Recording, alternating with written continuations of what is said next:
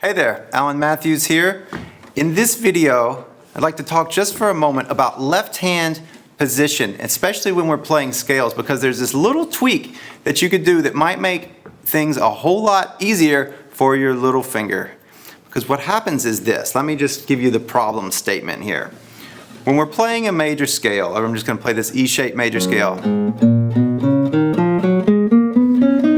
What oftentimes happens, that's just going straight, but what oftentimes happens is this. Do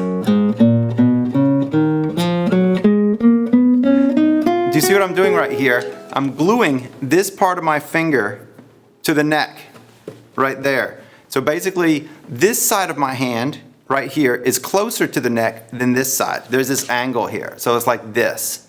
And then I'm trying to get there, so that way, the first finger is very bent, and then the pinky, the fourth finger, is just stretching for all it's worth and just trying to get where it needs to go. And it's this big problem like this, right?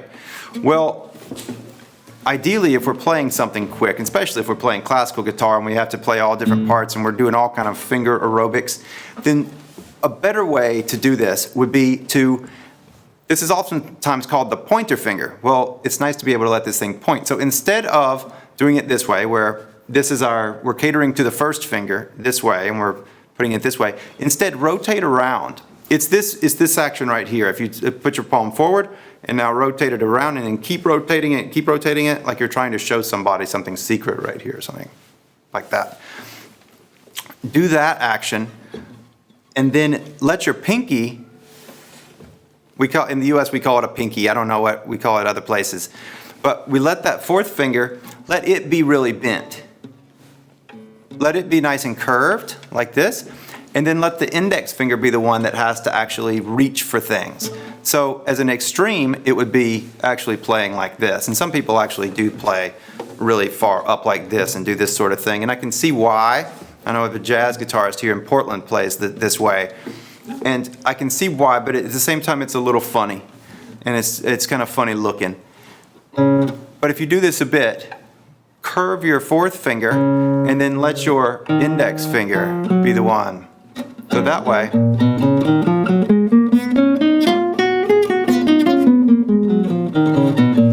if you'll notice, my fourth finger is now staying curved the entire time and the hand position stays pretty consistent, fairly consistent.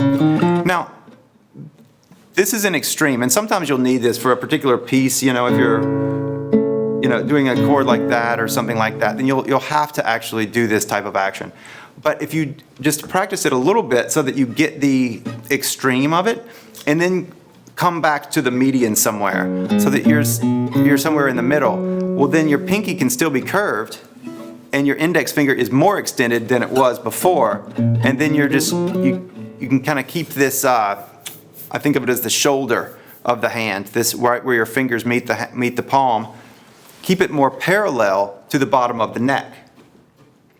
And that way, your hand is in a great position regardless of what you're doing and what you're playing. Some players I've seen, I think I was in a master class with maybe Elliot Fisk and Angel Romero, but they were real big fans of this, to where it's just like you just keep the hand in a steady position all the time. And it's just always in the exact same position. And if you're moving you don't actually go like this and all this kind of stuff, but it's really solid. And there's a lot of merit in that. And the guys are super solid players. So, obviously it's working for them. Here's the thing. Normally we're like this. Instead, practice like this a little bit and then bring it back to the middle so that you can know the extreme. You already know the extreme on this side, chances are. And then you can bring it back so that you can get this 4-fret stretch across the frets and be able to move down. Notice whenever you're moving down like this, the thumb can move down as well. It can move up and down as well. So instead of rotating around, keeping the thumb in the exact same place, sometimes we do that as well. But with playing scales, you can actually just move the entire thing up and down in space like this. And then your fingers are always in this really nice position. Hope that helps. See you next time. Take care.